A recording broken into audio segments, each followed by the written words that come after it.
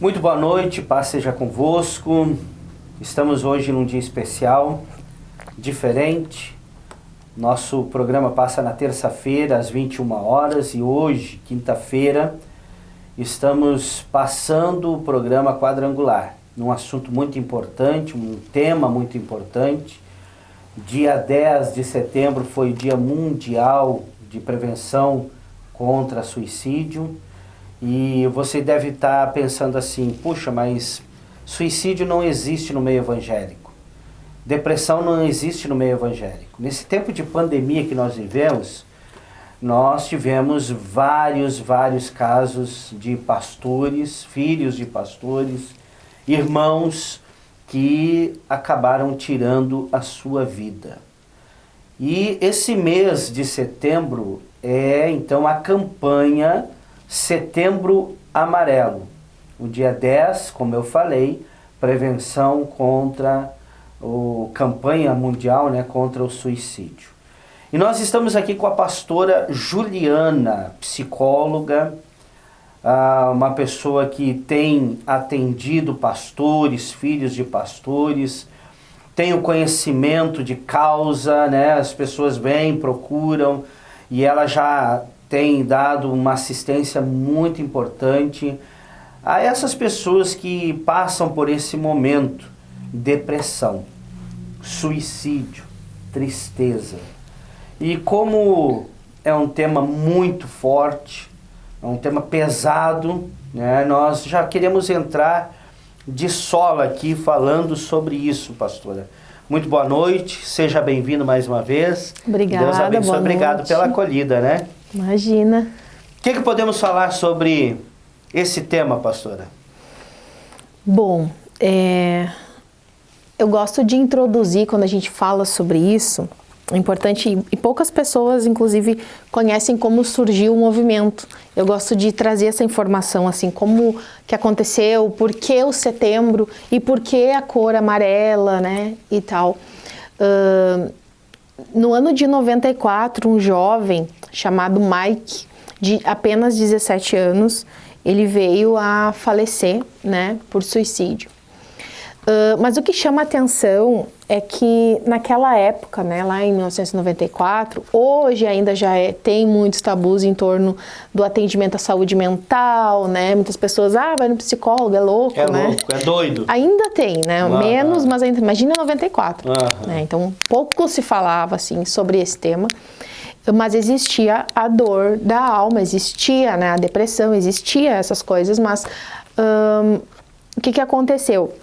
Esse jovem, ele era muito carismático, era um jovem que estava sempre fazendo piada, era um jovem que não tinha aparentemente nenhum sinal. Isso nos chama atenção, não tinha nenhum sinal. E ele tinha uma habilidade, ele era mecânico de carro, chapeador, ele fazia, assim, pegava um carro antigo e transformava. Então ele era conhecido por isso, por essa habilidade. Inclusive, se ele estava, sei lá, com o carro dele e passava alguém, ele dava carona para as pessoas. Ele era muito conhecido na comunidade dele por esse carisma e essa alegria e gostar do que faz. Em um determinado momento, Mike, ele comprou um Mustang de 68 e reformou todo, pintou de amarelo, brilhoso, e ele chamava atenção na cidade com aquele Mustang amarelo. Ele ficou conhecido como o Mike do Mustang amarelo, Ele ajudava as pessoas e tal, tudo que ele podia. Um determinado dia, o pai dele chega em casa, vai até a garagem e encontra o seu filho, sem vida, morto, atrás, lá no cantinho da garagem, e junto tinha um bilhete. E naquele bilhete tinha um horário que tinha sido escrito o bilhete. E fazia 7 minutos que aquele bilhete tinha sido escrito. E ali dizia, pai e mãe, não se culpem. E esse pai... Que forte, Nossa, e esse pai, eu consigo, nós que somos pais, nos colocar um pouquinho no lugar dele, imaginar o desespero. E tipo, se eu chegasse 7 minutos antes, e se ao invés de um bilhete após a morte, fosse um bilhete tipo assim, me ajuda, Foi isso que a família pensou. Então, o que a mãe e o pai do Mike fizeram? Chamaram todos os amigos, eles queriam entender. Vocês percebiam alguma coisa? Porque não tinha nenhum sinal, ele estava sempre comunicativo, não era alguém isolado, Totalmente ao contrário de um sintoma de depressão. e os amigos igualmente disseram que não, que nunca perceberam nada, que nem imaginavam. Aí os pais disseram assim, quer saber, a gente vai ter que fazer alguma coisa. Eu acho que tem mais pessoas como o Mike que não falam o que está sentindo e quantas pessoas mais a gente vai perder? E como tem, né, pastora? Uma coisa que chama atenção nesse caso é a aparência, o estereótipo, né? Ele não aparentava uma pessoa alegre, carismática, se dava com todo mundo gostava dele, mas tinha isso, né, no seu interior.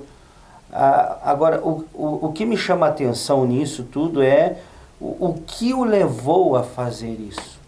Então, eu penso, né, que esse bilhete é uma pista para a gente poder levantar algumas hipóteses e até trazer um alerta para as pessoas, né?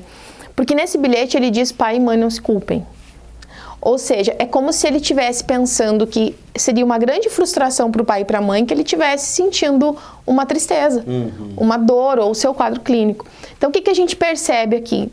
Um tabu em torno das relações familiares, onde muitas vezes o filho, e tem aqui muito histórico disso, né, de contextos familiares onde filhos, adolescentes, jovens e no nosso contexto cristão, isso ainda se acentua, que é aquela coisa, não posso passar preocupação com meu pai. Quando se fala de pais pastores, então, meu pai tem tanto problema com a igreja, eu vou falar disso que eu estou sentindo. Sim, você tem que falar do que você está sentindo. Sim, você deve falar do que você está sentindo, né? Então, o Mike, provavelmente, se ele tivesse falado, conseguido romper essa coisa de vou preocupar meus pais, talvez ele estivesse vivo hoje, né?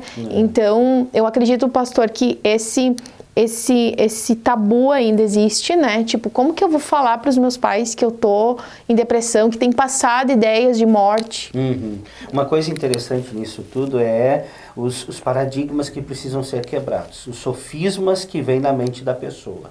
Eu sou filho de pastor, ou eu sou pastor. Eu não posso transparecer, ninguém é super-herói, começa por aí. Ninguém é Mulher Maravilha, né? Nós estamos de verde, mas ninguém é Hulk. Sim, né? Verdade. Então, nós somos limitados. Por que Deus permitiu o psicólogo? Pastora psicóloga. Será que foi simplesmente para estudar e ter a ciência de que precisa fazer isso? Não. São ajudas. E a palavra de Deus fala que nenhuma autoridade foi dada a não ser por Deus que está no céu. Então, se existe psicólogo, se existe psiquiatra, temos que procurá-lo. Se existem pais, nós temos que procurá-los. Nós temos que nos abrir. Eu sempre digo lá em casa, eu tenho 4 filhos, 2 netos. E eu digo que o melhor amigo é o pai e a mãe. Nós precisamos nos abrir. E muitas vezes os filhos não conseguem se abrir com os pais. Por medo, represália, né? Por achar besteira, como a gente falou, por achar, desculpa de novo a palavra aqui, frescura, mas não é. Né? Então nós precisamos nos alertar para isso, né, pastora? Muito. E assim, o que deve chamar atenção, tá? Acho que no último programa até a gente falou um pouco sobre isso, né? Dos sinais, dos sintomas e etc. Por exemplo, sentir tristeza, né? Que a gente tá em depressão. Primeira coisa que a gente tem que analisar, o nível dessa tristeza, tá? Ela tá roubando a tua qualidade de vida. Por exemplo, você não tem conseguido mais dormir direito. Você só fica com um pensamento em torno dessa tristeza, enfim, não consegue ver motivação, por exemplo, o jovem, né? Enfim, todas as idades, para uma meta, para um ideal, para um sonho, uma faculdade, para uma profissão, para uma pós, sei lá, para algo além desse momento aqui, não consigo ver isso, tá em preto, tá em preto e branco, não consigo ter isso, é um sinal forte de que sim, precisa uma ajuda, né? Porque a importância de buscar ajuda, entender que pode acontecer muitas coisas, né? Um diagnóstico apropriado, às vezes não se trata de uma depressão, né? Mas aceitar que, e se trata de uma depressão, eu vou tratar isso, né? Então, e acredito que os pais também, a gente tá falando muito a questão de adolescentes, de jovens, né? Mas um alerta para os pais, abrir esse diálogo, né? Principalmente nós cristãos. Às vezes, os pais, sem saber o que dizer, muitas vezes ficam perdidos, né? Eles dizem, você tem que orar mais, né? Sim, temos que orar, né? Junto com outras coisas, quando a oração em si, o espiritual, não é só o problema, né? Então, os pais poderem pensar assim, bom, eu tenho que instruir meu filho, ajudar ele a cuidar da parte espiritual, mas eu também tenho que pensar que existem outras formas de cuidar, por exemplo, da alma, né? Como a gente é tricotômico, né? Sim. O corpo, a alma e o espírito. Então, o espírito... O problema espiritual a gente sabe como resolve, o corpo a gente sabe como resolve, a alma a gente tem que saber como resolver também. Quer procurar uma ajuda, é conversar sobre, abrir a possibilidade de diálogo, né? Não, por exemplo, frescura, como o senhor falou, tentar tirar esse vocabulário que é muito... pejorativo. Minimalista, né? Minimiza aquilo que a pessoa está sentindo. E é importante também pensar o seguinte... Como eu disse, às vezes você vai procurar um profissional e pode ser que tenha o diagnóstico, é uma depressão, é um transtorno de ansiedade, sei lá, vai tratar. Mas às vezes pode ser que não se trata de nada disso, sabia? Teve casos, pastor, que chegaram no consultório, por exemplo, assim, com todos os sintomas de depressão. Todos. Aí liga aquele sinal de alerta, né? Tava roubando ali a qualidade de vida. Aí fiz um encaminhamento para um outro profissional que pediu exames, né? Aí tu vai fazer a verificação das vitaminas e percebe que a falta de vitamina B12 estava causando a falta de energia, que estava causando a tristeza. Às vezes não é depressão. Então a importância de buscar uma ajuda por isso. E hoje, desculpa me interromper, pastora, mas hoje a gente vê assim, empresta seu celular aqui, hoje a gente vê muito isso aqui sendo usado. A conversa está no quarto. O jovem, até mesmo o homem, a mulher, se fecha no quarto e conversa por aqui. Não tem mais aquele roda de bate-papo entre família, né? E por aqui. E isso aqui, as pessoas estão muito atrás de curtidas, de likes, né? E atrás dessas curtidas, muitas vezes as pessoas não têm... eu não recebi 500 curtidas, não recebi 1000 curtidas. Hoje uma profissão, se é que pode dizer, eu creio que sim, não sei, sou leigo nesse assunto aí, Tassi, Júlia, me ajudem, a pastora também, influenciador é uma profissão hoje, não é? Então, hoje as pessoas estão nessa parte de internet, de influenciador, e se tu não tem uma curtida, tu entra em depressão, porque está muito moderno, está muito rápido as coisas, e isso está trazendo para dentro da igreja as pessoas buscando essa curtida, buscando essa projeção, e muitas vezes não tem essa projeção e se frustram. Aí é que tá, falou a palavra-chave, frustração, né? Frustra. Se a gente fosse pensar em fatores de risco, por exemplo, para doenças como a depressão, por exemplo, que hoje, até antes de entrar nesse tema aí da frustração, é importante a gente pensar que fatores de risco para o suicídio, né, acima de 80% se trata de comorbidades, que a gente chama, né, de doenças mesmo psíquicas. Por exemplo, depressão, entre elas, transtorno de humor bipolar, transtorno de humor, a gente está falando de transtorno de humor, transtorno de personalidade também. Desculpa mais uma vez interromper. É o chamado, aquele que a pessoa diz de lua. Hora tá bom, hora não tá bom. Isso. Então, né? E esses transtornos, transtorno de ansiedade generalizada também, eles têm mais de 80% na gama dos fatores de risco do suicídio hoje. Tem uma margenzinha ali, um delayzinho, de que não há transtornos envolvidos, muitas vezes, em relação ao suicídio. Pode acontecer, né? Mas a gama maior, a probabilidade maior é essa. Então, quando vem o sinal, o sintoma, como eu disse, tá acontecendo muitas vezes, e subindo o nível de sofrimento, busca ajuda. Por quê? Como eu disse, às vezes não se trata de uma depressão, mas não tratada vai evoluir. Vai evoluir, como qualquer outra doença, né? Pode falar. Então, e aí, falando sobre a frustração, eu falei dos fatores de risco do suicídio, né? Mas também podemos pensar lá já precocemente, né, no antes. O fator de risco predispositor de doenças psíquicas. Tolerância à frustração ou a intolerância à frustração é um dos maiores. Inclusive, eu esqueci de citar aqui, entre as doenças predispositoras do suicídio, a dependência química, né? O uso de drogas. Leva a isso, né? É um dos temas da nossa live na terça-feira, né? Então, sim, fatores de risco. Agora, a intolerância à frustração tem a ver com isso que o senhor estava falando, celular. Por quê? Porque a criança, ela já tem ali imediatamente o assunto que ela quer, o imediatismo favorece a intolerância à frustração. Então, uma dica, estabeleça horários. A gente não vai arrancar das mãos dos nossos... É uma geração tecnologia, né? A gente, não, aqui é proibido celular. Daí vai ficar meio... 2 anos a criança já está mexendo no celular. Já está mexendo. O que a gente vai fazer? Uma nova cultura, uma nova era. Vamos delimitar espaços, né? Então, uma família que estabelece as suas fronteiras, os seus limites, ela está proporcionando a esse ser humano a capacidade de lidar com as frustrações.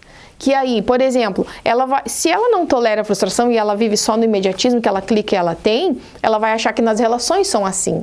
Aí ela vai receber uma negativa, ela vai receber um não e ela não vai saber como lidar com aquilo. E a pessoa não está acostumada com isso, porque tá tudo pronto. Tá tudo pronto. É o self-service, né? Isso. Eu ligo, fast tá food. prontinho, o fast food, tá tudo pronto, né? Nós precisamos entender, e é importante os nossos ouvintes, os nossos irmãos, amigos que estão nos acompanhando, vão acompanhar mais tarde, é importante as pessoas saberem que existe a doença patológica, a doença física, corpo, médico, você vai lá, dor de cabeça, remédio, problema lá dos rins, médico, patologia, físico, mas existe a doença psicossomática, que essa doença psicossomática é a doença psique, né, a doença da mente, que transforma o corpo no patológico. E muitas vezes essa doença psicossomática a ciência não descobre. A medicina não descobre. Aí quem é? Psicólogo. Vamos procurar. E tem gente com vergonha de procurar psicólogo. Nós pregamos, e é uma das coisas da pauta aqui, nós pregamos como pastores, nós pregamos vida. João 3,16. Porque o Senhor amou o mundo de tal forma, de tal maneira que deu, que entregou o seu único Filho, para que todo aquele que nele crê não pereça, mas tenha a vida eterna. Né? Então essa vida nós pregamos e nós não podemos não aceitar isso, mas nós não podemos deixar isso ir avante, seguir, porque temos recursos. Nós temos o psicólogo, nós temos o psiquiatra, nós temos a palavra de Deus e nem tudo é espiritual. Nem tudo. Né? Pode influenciar no outro, exatamente, né? Mas nem tudo. Com certeza um influencia no outro. Eu gosto de dar o exemplo assim, ó.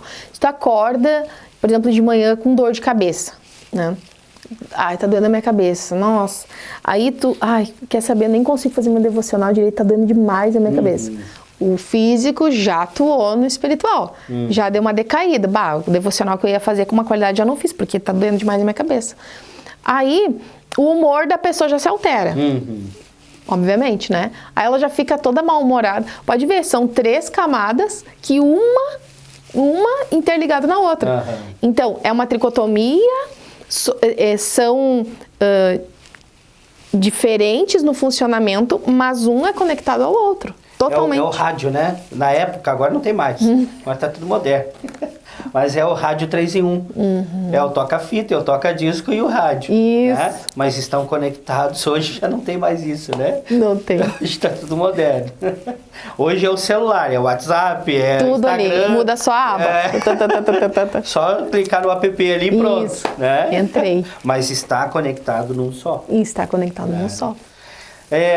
O que a pastora pode trazer para nós aqui com relação àquelas pessoas que dizem assim, eu não vou procurar, eu não quero procurar porque eu vou sair dessa sozinho? Olha, primeiro de tudo que é um risco muito grande, porque nós estamos falando aqui do sofrimento psíquico, da doença psíquica. Nós estamos lidando com um desconhecido. Se você está percebendo algum sintoma e você diz isso, não vou procurar, eu consigo sozinho, entenda que hoje funciona de uma forma, né? Hoje está funcionando de uma forma, mas isso pode evoluir, então é um desconhecido. Então hoje tu pode estar achando que dá conta, só que conforme isso vai evoluindo, depois pode evoluir tanto que você não consiga, mesmo que queira, não consiga sair de onde está, né? Ou às vezes até em busca de uma ajuda pode ser tarde. Então, vamos comparar com a doença física, né? Quanto antes, melhor. É aquela frase, é melhor prevenir do que remediar. Exatamente. Então, o quanto antes a pessoa procurar essa solução, procurar essa ajuda, é melhor. Menos grave vai ficar. Depois deixa lá, aí vamos pegar uma doença hoje difícil de a gente aceitar. Eu pego o câncer.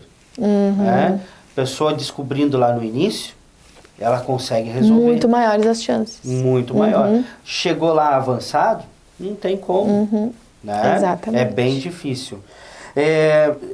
Essa pauta é uma pauta muito profunda, muito densa, né? Muito. E eu tenho aqui informação de que essa campanha iniciou em 2014. Aí você falou em 94. 94, nasceu o movimento. Né? 10 anos, 94, 2014, dá 20 anos depois. Isso. E eles começaram no dia do funeral do Mike, né? Que aí os pais fizeram cartõezinhos com fitinhas amarelas para lembrar o Mustang amarelo, dizendo assim, preciso de ajuda. E dizia, se você tá precisando, entregue para alguém. E começou a dar um movimento cascata enorme. A partir dali surgiu o movimento Setembro Amarelo. Não exatamente naquele. Isso é importante, né? É importante, gente, nós tomarmos ciência disso, procurar essa ajuda, porque não é brincadeira. Nós estamos aqui com a psicóloga, a pastora, graças a Deus, porque nós temos, sim, pessoas de todos os meios na nossa igreja, médico, dentista, psicólogo, psiquiatra, a gente tem. Então, nós precisamos buscar esses recursos. O que podemos falar mais, pastora? Ajuda aí. Busque ajuda, peça ajuda, né? Sempre existe aquela pessoa, às vezes, a gente até entende, né? Quando tem vergonha de falar para um pai, para uma mãe, etc.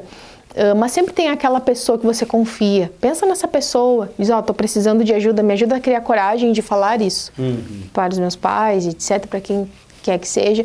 E a dica para os pais, às vezes os pais enfrentam isso também, é poder ter essa conversa franca e aberta, né? Por exemplo, importante isso, né? Percebe que o familiar tá num sofrimento, vamos fazer o seguinte, vamos deixar de lado um pouquinho as nossas coisas que não estão tão urgentes assim, vamos focar nele.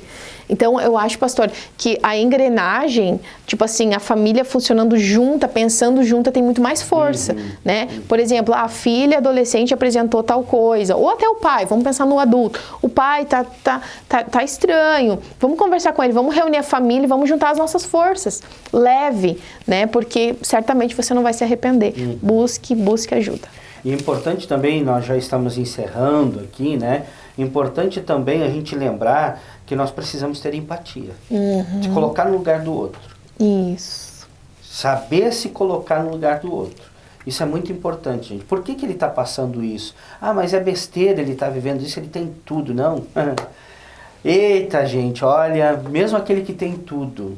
Eu lembro Jimi Hendrix, um dos guitarristas mais famosos, ele para o show dele, não sei se Estados Unidos, não sei, numa turnê que ele estava fazendo, ele para o show dele com milhares de jovens. Milhares e milhares de jovens ali assistindo ele. O cara famoso, o cara cheio da grana, sucesso.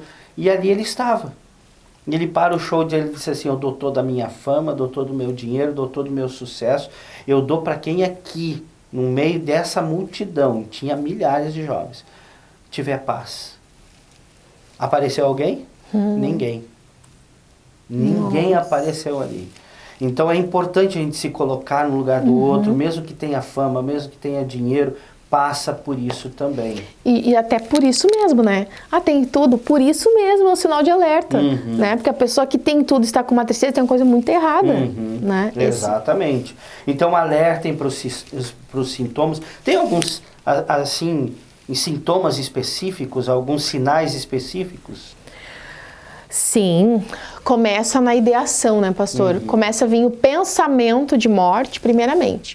Veio o pensamento de morte, já busca ajuda aí, não precisa deixar isso ficar pior. Mas a escala ascendente é assim, o pensamento de morte, daqui a pouco a ideação da morte, daqui a pouco o plano suicida é o último degrau da escada para o ato. Então, veio o pensamento de morte, já busca ajuda. Não deixa esse efeito subir, né? Mas o nível é esse, é pensamento, ideação, plano, e aí... Vem a ação. Vem a ação. Importante isso então, gente. Pastora Juliana, eu acho que dentro da nossa pauta aqui, eu acho que seria mais ou menos isso, né?